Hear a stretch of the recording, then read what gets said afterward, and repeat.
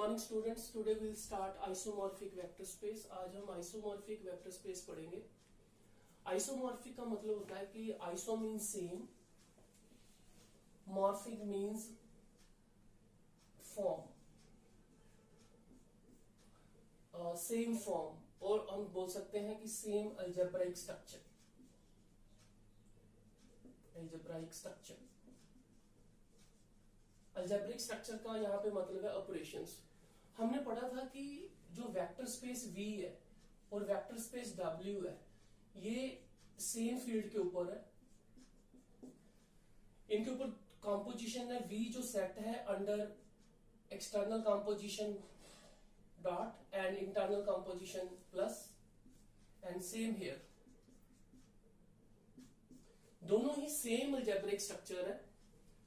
अगर हम ये चेक करना चाहें, इन दोनों को कंपेयर करना चाहें कि ये दोनों सेम है या डिफरेंट है, तो उसके लिए हम क्या करेंगे कि हम आइसोमॉर्फिज्म का हेल्प लेंगे। इस लेक्चर के लास्ट में मैं आपको बताऊंगा कि आइसोमॉर्फिज्म का इंपॉर्टेंस क्या है, इसको कैसे यूज करते हैं मैथमेटिक्स में। तो सबसे पहले ये जानना जरूरी है कि आइसोमॉर्फिज्म का मतलब क्या है। कि हमारे पास दो वेक्टर स्पेसेस हैं यहाँ पे। ये फील्ड भी हो सकते हैं, ये ग्रुप भी हो सकता है, रिंग भी हो सकता है आइसोमॉर्फिज्म में। लेकिन यहाँ पे पर्टिकुलरली जो हम पढ़ेंगे वो आइसोमॉर्फिज्म ऑफ वेक्टर स्पेसेस पढ़ रहे हैं कि V वेक्टर स्पेस है under to composition and W is also vector space under these two composition.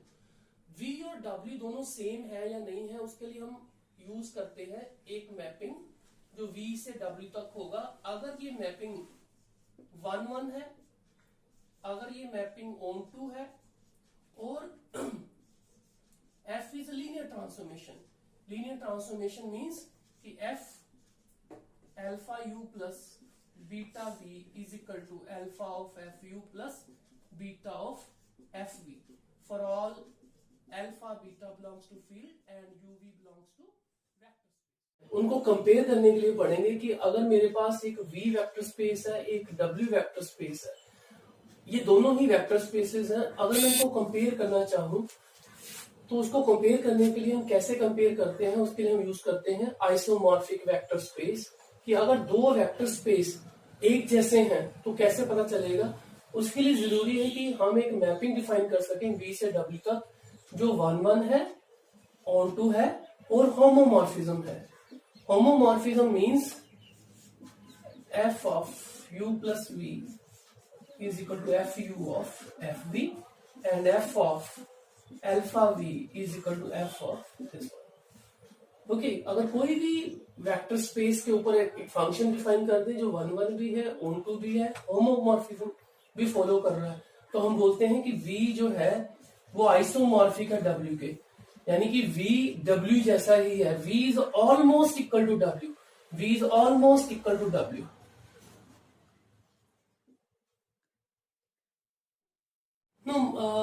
सारी एग्जांपल्स में जो हम करते हैं तो उसमें जरूरी नहीं है कि जो मैपिंग है वो 1-1 हो, ऑन-टू हो। वो नहीं भी हो सकती, हो भी सकती है, ऑन-टू भी हो सकती है, नॉट ऑन-टू भी हो सकती है।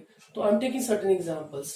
तो यहाँ पे मैं एक मैपिंग डिफाइन कर रहा हूँ r³ to r² txyz equal to xy is on-to but not 1-1. Let us prove this one.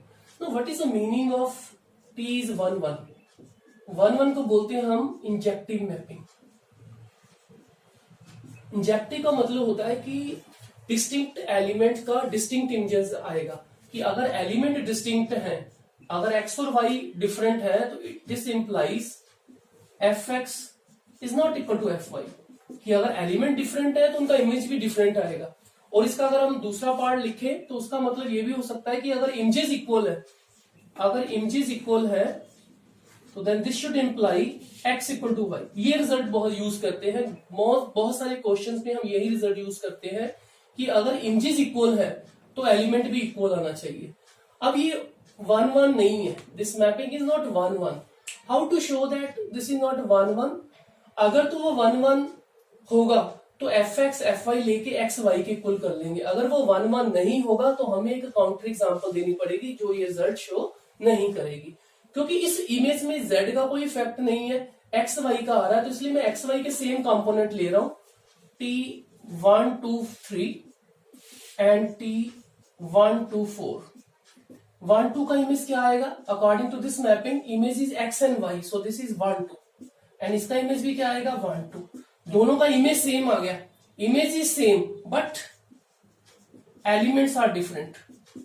1 2 3 is not equal to 1 2 4, so this implies t is not 1 1. तो t है वो 1 1 नहीं है, लेकिन t onto है. t को onto कैसे दिखाएंगे? How to show that t is onto?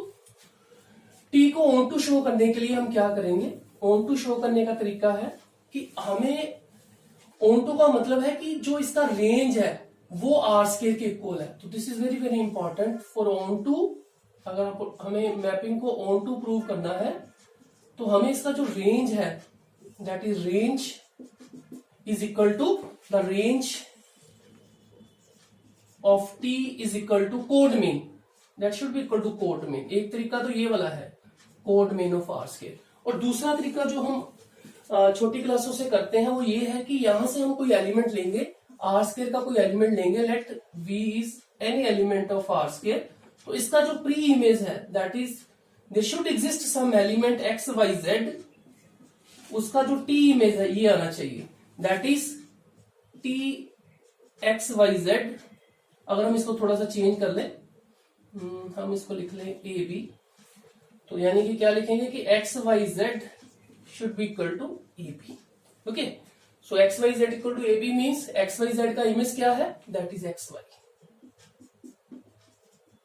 तो इसका मतलब x is equal to a and y is equal to b. तो एग्जिस्ट कर गया. तो therefore for every A B belongs to R square there exist x y z into r cube such that t of x y z is equal to ab. So this implies t is onto.